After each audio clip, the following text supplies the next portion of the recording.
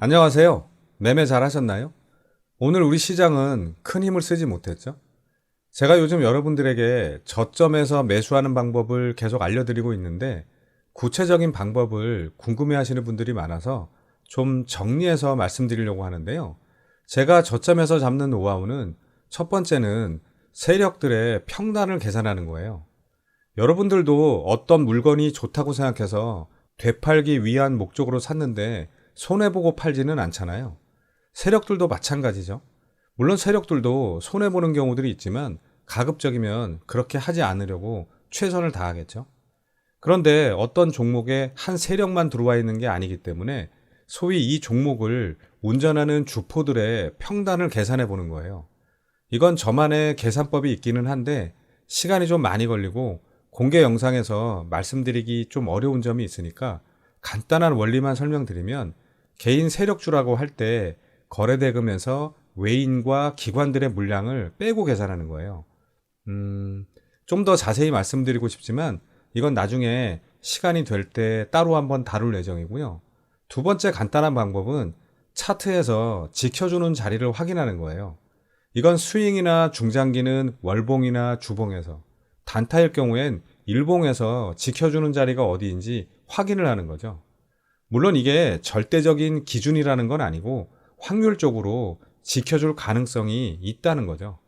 그리고 특히 일봉에서 아래 꼬리가 잘 달리는 종목인지 꼭 확인하세요.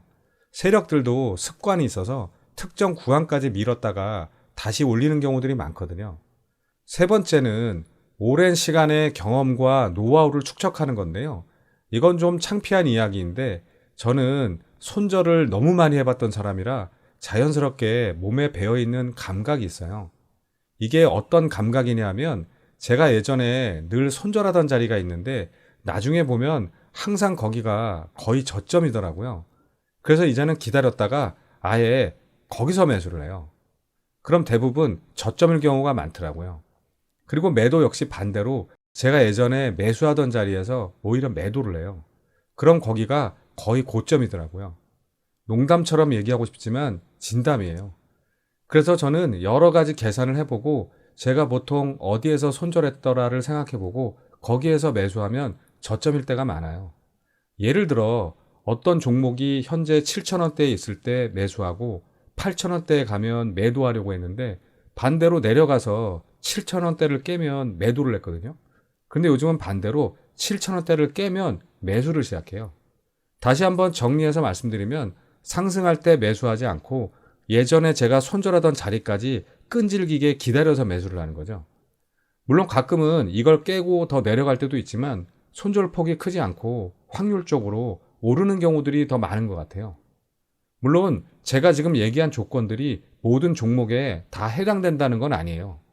전 단타는 주로 세력주를 중심으로 하기 때문에 재료도 있고 확실히 운전하는 주포가 있는 종목을 말씀드리는 거예요. 아무 종목이나 매수하시고 왜 적용이 안 되지? 라고 얘기하시면 큰일 나요. 그리고 또 다른 여러 가지 방법들이 있지만 너무 많은 걸 말씀드리면 오히려 헷갈리시고 이건 공개 영상이라 오늘은 여기까지만 말씀드릴게요. 구독, 좋아요, 알림 설정을 잘 해놓으시면 마법 같은 행운이 찾아올 수도 있습니다. 저는 오늘 세 종목 매매 대응을 했는데요.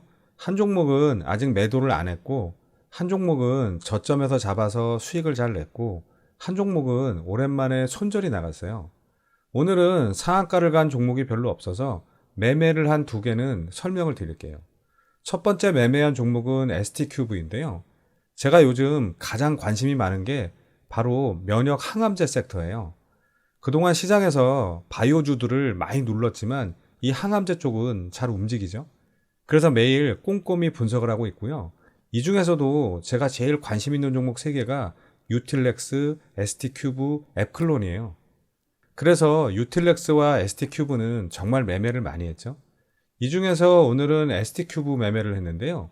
최근에 벌써 4번이나 매매를 했어요. 이 종목 일봉을 보시면 지난 8월에 상한가를 보내고 쭉 상승시키다가 61선 아래까지 보냈다가 다시 여기서 상한가를 보내고 엄청 또 상승을 시켰죠. 그리고 최근에 이렇게 등락을 보이다가 61선 가까이 내려오고 있죠. 그리고 이 종목은 이렇게 좀 아랫꼬리가 잘 달리는 종목이에요. 그래서 저점에서 잘 잡기만 하면 수익을 낼 구간들이 있다고 저는 항상 그런 판단을 하고 있고요. 그리고 제일 중요한 게 어제 저점인데 어제 지지선이 21,550원이거든요. 이건 꼭 기억하고 매매를 해야 되고요. 그래서 오늘 시장이 아주 나쁘지 않다면 이 자리를 지켜줄 가능성이 있다고 판단을 했고요. 분봉으로 매매 내역을 보시면 아침에 살짝 개파락으로 시작해서 쭉 밀고 내려오더라고요. 제가 여러 번 말씀드렸지만 천천히 떨어지는 건 위험하지만 이렇게 빨리 떨어지는 거는 괜찮아요. 하락하는 속도만큼 상승하는 속도도 빠르거든요. 단타 잘하시려면 이렇게 매매하는 스킬은 꼭 익혀두셔야 돼요. 그래서 전 어제 저점이 21,550원이었으니까 일단 21,600원에 500주 먼저 매수 대기를 걸어놓고 더 빠지면 상황을 봐서 대응을 할 생각이었어요. 그런데 여기서 매수가 되고 그냥 올라가더라고요. 이게 실력일지 운일지는 여러분들이 판단해 보세요. 그리고 살짝 흔드는 것 같다가 다시 올리길래 아침에 만들어진 시가 조금 위에서 일단 50%를 매도했어요. 이게 수익률이 7%가 조금 넘었어요. 그리고 나머지는 지켜봤는데 살짝 올리는 척 하다가 다시 내려오더라고요. 그래서 21선을 깨거나 시가를 깨면 매도하려고 했는데 여기서 둘 다 깨버리길래 미련 없이 전량 매도 처리했어요. 결국엔 종가 마이너스 5.14%로 마감했지만 아침에 만들어진 저가는 깨지 않고 마감했죠. 그리고 당일 많이 상승하는 주도주를 왜 매매하지 않냐고 궁금해 하시는 분들도 있으신데 제가 분석한 종목이 주도주가 될 때 큰 수익을 내는 거지 그냥 당일 급등하는 종목들을 쫓아다니면 추격 매수가 되기 때문에 제가 분석한 종목들을 중심으로 매매를 하는 거예요. 대답이 되었나요? 그리고 화천기계를 말씀드릴게요.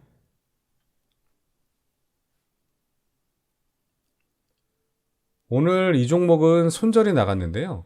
지금 슈퍼개미로 알려진 보아스에셋 대표와 오너 일가와의 치열한 경영권 분쟁에 대한 이슈가 있죠. 그리고 일봉을 보시면 여기서 3연상을 보내고 이후에 조정을 주고 다시 올렸다가 또 다시 조정을 주고 있죠. 여러분들은 이 차트가 어떻게 보일지 모르겠지만 전 아주 교과서처럼 움직이고 있다고 생각하거든요. 여기서 상승 1파동, 상승 2파동, 상승 3파동을 주고 다시 하락 1파동, 하락 2파동, 하락 3파동을 주고 다시 상승 1파동, 상승 2파동을 주고 다시 여기서 하락 1파동, 하락 2파동을 주는 모습처럼 보이거든요. 그리고 이게 싼 고점이면 이제 밑으로 지옥문이 열리는 거죠. 그래서 관심 종목에는 들어있지만 원래 매매할 생각이 없었고 한다면 짧게 단타로만 대응을 하려고 했어요. 그런데 아침에 10시 반 넘어서 강한 수급이 들어오더라고요. 분봉으로 매매 내역을 보시면 아침 10시 반까지는 그냥 평범하게 움직이다가 갑자기 수급이 들어오더라고요. 이런 데가 개인들이 딱 물리는 자리죠. 아무튼 지켜봤는데 더 올리지는 않고 11선도 깨고 21선도 깨고 61선까지 밀어버리더라고요. 그래서 그런가 보다 생각하고 점심 먹고 와서 보니까 21선 위로 올라오더라고요. 그래서 이건 시장과 상관없이 움직일 수 있는 종목이겠다 생각하고 여기서 부담 없이 1000주만 매수를 했어요. 근데 조금 오르면서 수익이 나길래 더 오르겠지 생각하고 지켜봤더니 다시 내려가더라고요. 그래서 또 기다려봤더니 살짝 올라오는 것 같길래 조금 더 오르겠지 생각하고 그냥 놔뒀더니 다시 또 내려가더라고요. 그래서 여기서 이 저점을 깨길래 바로 손절 처리했어요. 뭐 크게 부담을 느낄 정도는 아니었지만 어쨌든 손절을 했다면 매수를 잘못한 거죠. 결국 이 종목은 7.79%까지 올랐다가 종가 0.97%로 마감했죠. 제가 계획하지 않은 종목은 매매를 잘 안 하려고 하는 게 이렇게 그냥 좋은 이슈가 있으니까 막연히 오르겠지라고 생각하다가 손절을 하는 경우가 많기 때문에요. 참 지금 생각해도 좀 어이없는 짓을 했네요. 아무튼 이 종목은 복수 리스트로 옮겨두었어요. 그 다음 시장 특징주 좀 보겠습니다. 먼저 플랜티넷인데요. 시총은 작지만 나름 유명한 회사죠. 유명하다는 얘기에 고개가 끄덕여지시면 정치에 관심이 많은 분이고 갸우뚱하신 분들은 저한테만 관심이 있는 걸로 알겠습니다. 이 회사는 국내 최초로 인터넷망을 통한 유해 사이트 필터링 서비스를 상용화한 기업이죠. 그런데 소형주 치고는 나름 탄탄한 회사예요. 최근 북한이 카카오톡 데이터 센터 화재로 먹통이 된 틈을 타서 해킹을 시도했던 것으로 밝혀지면서 오늘 이렇게 상한가에 들어갔는데요. 또 어제 오늘 이틀간 개최된 아시아 최대 보안 컨퍼런스인 국제 시큐리티 컨퍼런스에 네트워크 보안 위협을 전문적으로 관리할 수 있는 차세대 보안 솔루션 제품 라인업을 선보인다고 하죠. 이미 지난해 출시한 오피스 가드 SV가 피싱 링크나 해킹 등 각종 보안 위협을 효과적으로 관리할 수 있는 데다 호환성이 뛰어나서 고성능 외국산 제품으로 교체하는 비용까지 절감할 수 있기 때문에 수많은 기업과 공공기관의 보안 리스크 관리에 효율적이라고 하는데요. 이 외에도 네트워크 보안 관련해서 다양한 솔루션을 선보인다고 하니까 기대가 되네요. 제가 이렇게까지 자세히 말씀드릴 건 아닌데 왜 이렇게 하냐면 주봉을 보시면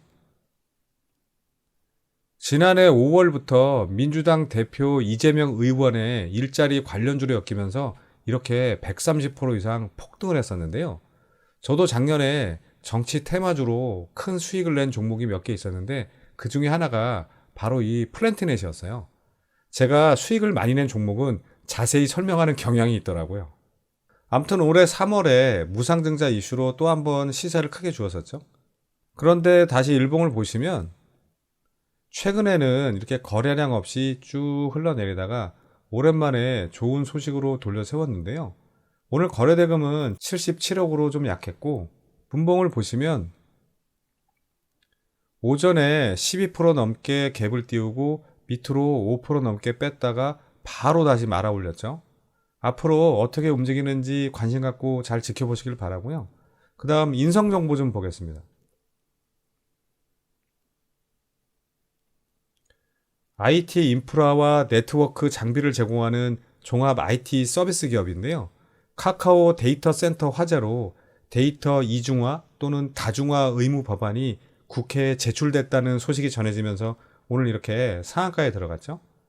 이 종목도 주봉을 먼저 보시면 2020년 3월에는 원격 의료 테마로 이렇게 200% 넘게 폭등을 하고 2021년 7월에도 역시 같은 이슈로 100% 넘게 상승하고 올해 3월엔 새 정부의 디지털 플랫폼 TF 신설 소식으로 50%가 넘는 큰 시세를 주었었죠. 하지만 일봉을 보시면 최근에 거래량 없이 이렇게 쭉 흘러내리다가 52주 신저가인 1615원을 찍고 지금 돌려세우고 있는 자리죠. 제가 최근에 제 친구랑 이 종목 얘기를 많이 했었는데 정작 매매는 못했어요. 오늘 거래대금은 450억 정도 나왔고 분봉을 보시면 오전 10시 반까지는 조용히 있다가 갑자기 들어 올려서 상한가에 말았다가 좀 풀려서 밑에서 계속 이렇게 횡보하다가 장 막판에 상한가에 말아 올렸죠. 좀 깔끔하게 들어가지 못해서 아쉽지만 잘 지켜보시기 바라고요. 그 다음 우리 시장 좀 잠깐 보겠습니다.